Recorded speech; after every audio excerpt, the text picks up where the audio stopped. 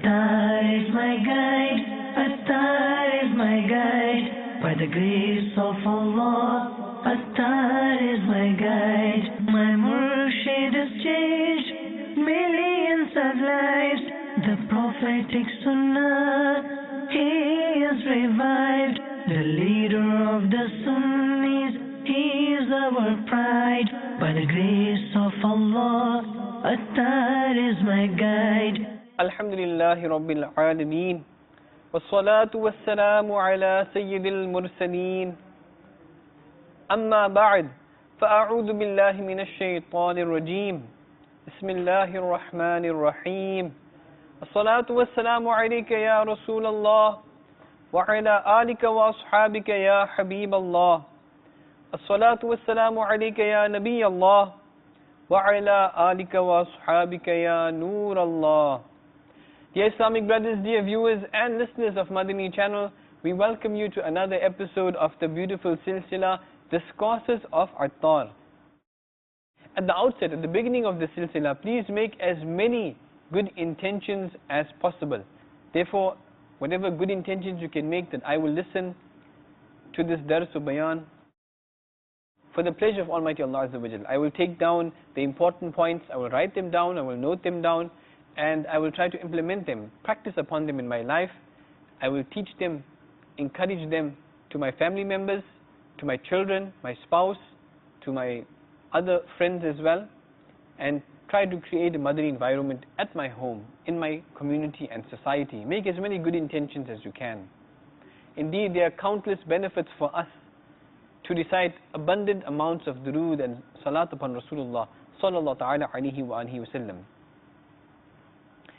It is mentioned that in a summary of hadith, our beloved Rasul sallallahu ta'ala alayhi wa alihi wa sallam has stated that person who recites durood, salawat or salutations upon me 50 times every day, I will shake hands with him on the day of judgment. Subhanallah. Sallu ala al-Habib sallallahu ta'ala ala Muhammad sallallahu alayhi wa sallam. Salatan wa salaman alayka ya Rasulullah sallallahu alayhi wa sallam. Dear viewers of Madani channel, this 50 times is a very little amount actually.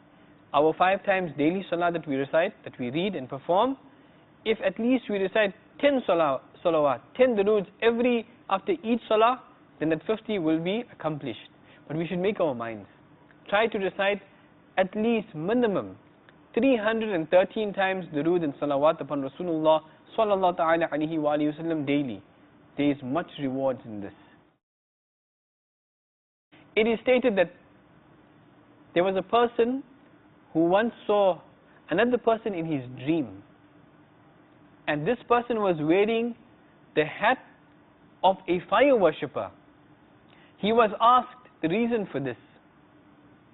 That person replied, whenever the blessed name of the Holy Prophet sallallahu ta'ala alayhi wa alihi wa sallam was taken, I never used to read the durood, the salawat, and because of this, my deep mystical knowledge and iman was snatched.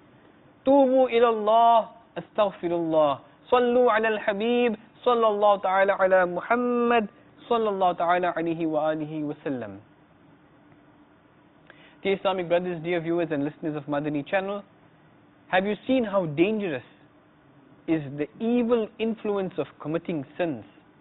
Because it can rob you of your most prized possession and asset, which is your iman, your belief. And when? At the time of death. We need to understand a crucial issue. And even today, though seeing a bad dream or a person in a bad state in a dream is certainly a cause of concern. However, the dream of a non-prophet, a non-nabi, cannot be considered a conclusive proof or any testimony. Based on facts from a dream, one cannot consider any Muslim as a non-Muslim, as a disbeliever. Even if we see a person in the dream informing us that he has lost his iman, his faith, even then we cannot call him a disbeliever, a non-Muslim. Sadr Sharia, Badr al-Tariqah, Allama Mufti Amjad Ali A'zami, Rahmatullahi Ta'ala Ali, has stated, it is fard, compulsory, for a person to recite Durood Sharif, Salawat, at least once in his life. It is fard to do this.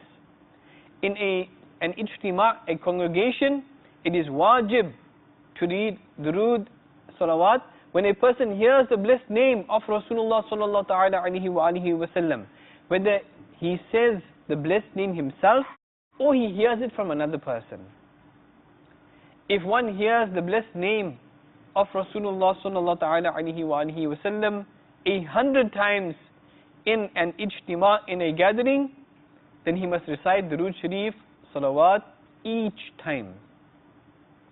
If a person hears the blessed name of Muhammad Mustafa sallallahu ta'ala alayhi wa alihi wa sallam and does not recite Durood, does not recite Salat, he should do so later on.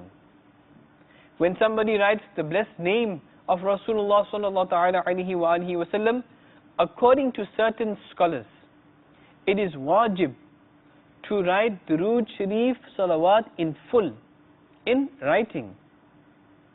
Many people, they abbreviate the Durood and they write Sal'am, Sad, Lam, Ain, Mim, or Ain and Mim, or just Ain or just Sad, etc.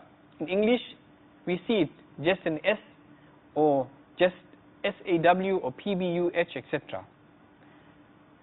Our Honorable Mufti Sahib has stated, all these is not permissible and it is prohibited, haram. At times, instead of writing radiyallahu ta'ala anhu, they just write Ra or Ra and Dad and just Ra and Ha instead of rahmatullahi ta'ala alayhi. This also should not be done. When the name of Allah Azza wa Jal is written, then Azza wa Jal should be written in full. Dear Islamic brothers, dear viewers and listeners of Madani channel, the incident that you just read of or listened to was of a person who died a shameful death. He had a bad end because he did not read Durood Sharif, Salat. We should also fear the divine independence and divine hidden plan of Almighty Allah Azza wa Jal. We should not become neglectful. We should not become neglectful in reciting Durood upon Rasulullah sallallahu ta'ala alayhi wa alihi wa sallam. There is a possibility that in the past you may not have recited Durood or Salawat upon Rasulullah sallallahu alayhi wa sallam when hearing the blessed name of the Holy Prophet sallallahu ta'ala alayhi wa sallam. However, since this exception has been made, that if you had not read Durood on time, you can recite it afterwards. In future, try to recite Durood on time, immediately when you hear the blessed name of Rasulullah sallallahu alaihi wasallam. And if you have missed it for some reason, then make up for it at a later stage and read it then. It is mentioned in the famous book Sharh al-Sudur that there are 4 reasons for a bad end, for one to die a bad death. What are those 4 reasons? 1. Laziness in performing salah. 2. Consuming alcohol. 3. Disobedience to parents. And 4. Causing harm to Muslims. Those Islamic brothers who do not perform their salah, who delay reading their salah, who do not wake up for Fajr, or they perform Fajr at home rather than joining the Masjid Jama'ah congregation without any valid lawful reason, should start to worry. Perhaps this laziness of ours may cause one to have a bad ending during death. In like manner, the person who drinks alcohol, the person who disobeys, who disrespects his parents and harms other Muslims, either with his tongue or hands, should sincerely seek tawbah and repentance in the court of Almighty Allah Azza wa Jal. Mawlana Sayyid Muhammad Na'imuddin Muradabadi Rahmatullahi Ta'ala alayhi has stated, in reality, tawbah, repentance, is to turn to Almighty Allah Azza wa Jal. And there are three conditions. The first is acknowledgement. Acknowledge you are doing wrong. The second is to have deep regret and remorse for having done the wrong. And the third is sincere intentions not to do this wrong again.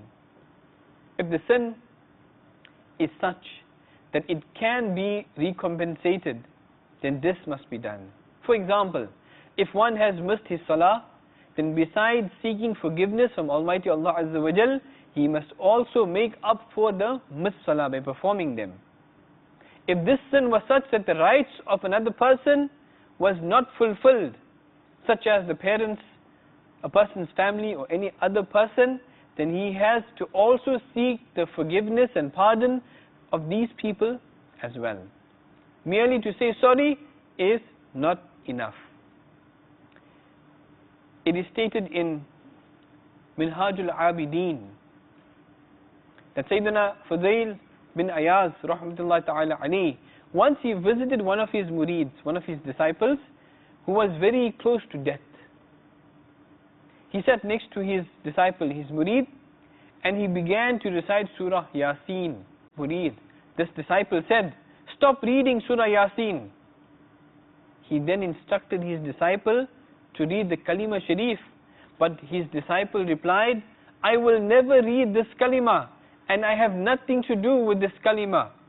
And he died saying these words. Na'udhu billahi min dhalik. Sayyidina Fudail bin Ayaz radiyallahu ta'ala anhu was shocked, and he was deeply agonized by the way his student, his murid, had died. He sat in his house and cried for 40 days. After the 40th day, he saw the same student being forced towards Jahannam, towards hell, being forced by angels. Sayyidina Fudail bin Ayaz radiyallahu ta'ala anhu inquired from his murid, from his disciple, "What is the reason for this? You possessed such a high status amongst the other students." That student replied, "It was because of three bad habits. The first is tale telling, chugli we call it. The second, rather, regarding tale telling, he said, I used to tell one thing to my friends and another thing I used to tell to you. The second is hasad, is jealousy. And the third is drinking alcohol. Because I wished to treat a certain illness based on the advice of a certain doctor, I used to drink a glass of alcohol every year." Dear Islamic brothers, dear viewers and listeners of Madani channel, become fearful of Allah Azza wa Jal and try to please Him Azza wa Jal. It was because of these three bad habits that a student of a famous wali, a famous saint, actually uttered words of disbelief at the time of his death.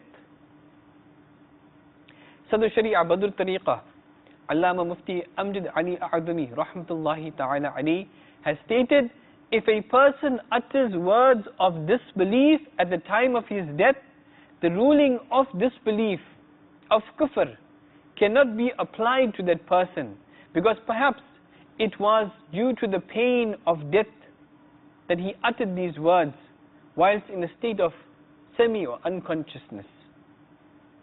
Sallu ala al-Habib sallallahu ta'ala ala Muhammad sallallahu alayhi wa sallam. Sadly, unfortunately, tale telling has become prevalent and common to such an extent that many people, perhaps they are not even aware of this, but they are committing this evil deed of tale telling. Tale telling is very destructive for any person, especially in the hereafter. Rasulullah sallallahu ta'ala alayhi wa alihi wa sallam has stated, the people who backbite, the people who taunt and mock others, the people who indulge in tale telling and find faults with innocent people will arise on the day of judgment in the form of dogs. It is mentioned in another hadith sharif that the one who indulges in tale telling will not enter Jannah, will not enter paradise. May Allah Azza wa Jal save us from this major sin. It is necessary that we save ourselves from acts and deeds that can destroy us.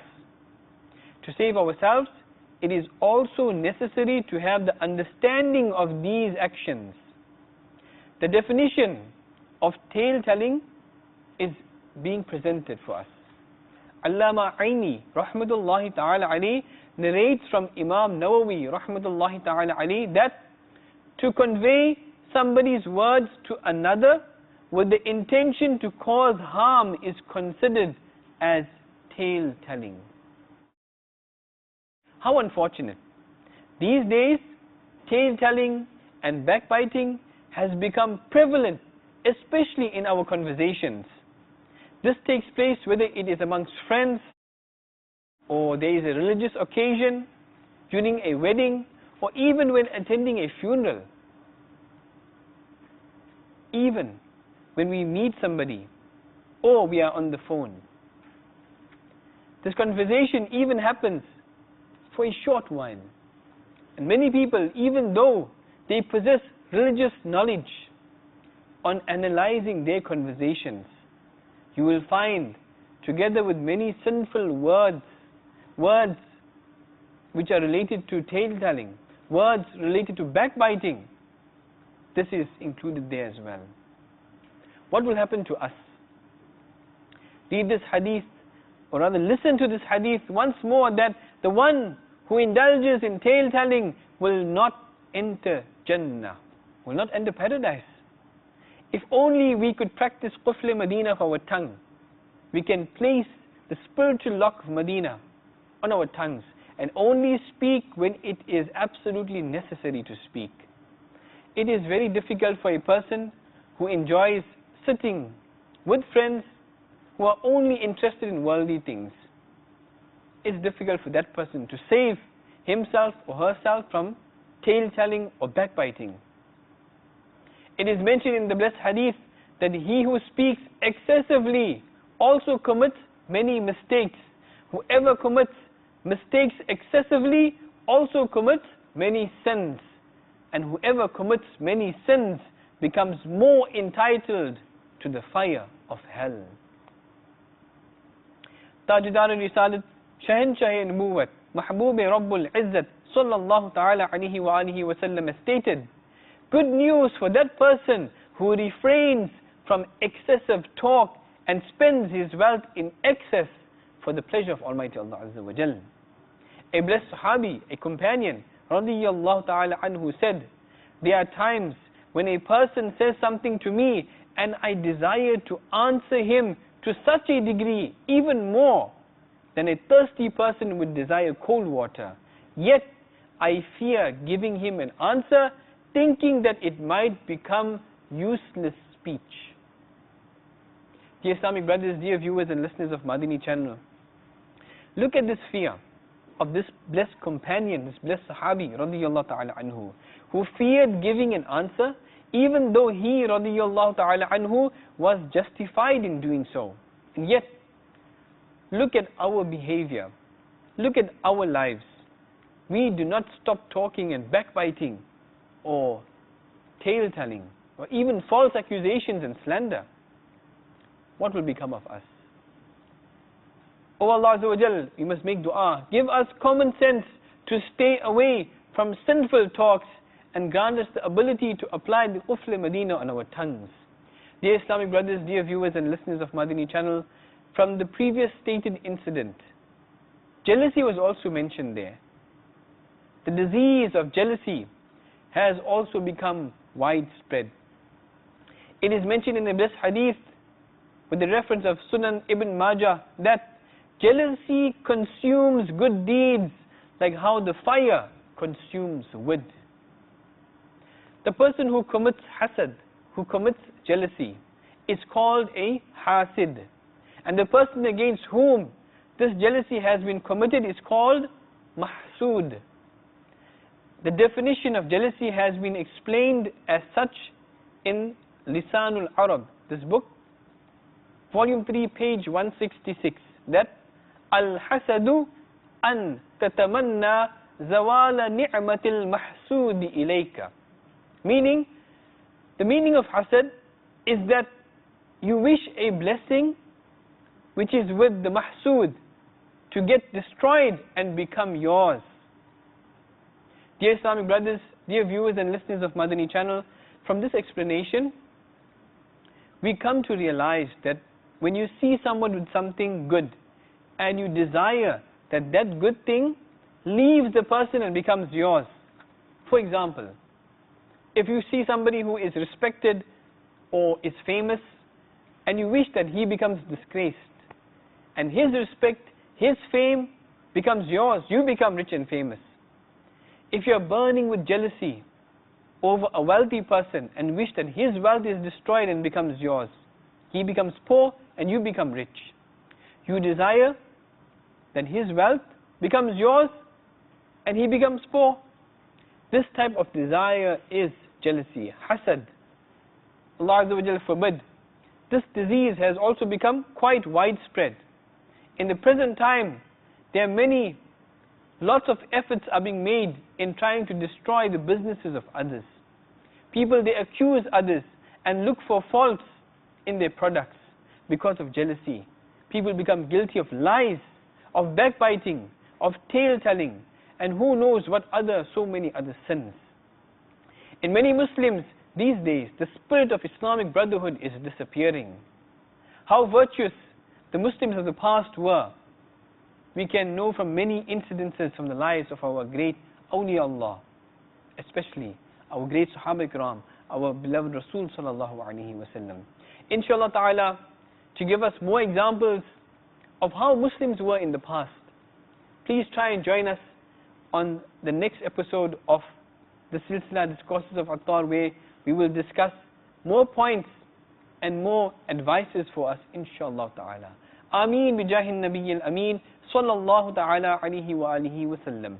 Sallu ala al-habib, sallallahu ta'ala ala Muhammad, sallallahu alayhi wa sallam. Attar is my guide, Attar is my guide. By the grace of Allah, Attar is my guide. My Murshid has changed millions of lives. The prophetic Sunnah, he has revived. The leader of the Sunnis, he is our pride. By the grace of Allah, Attar is my guide.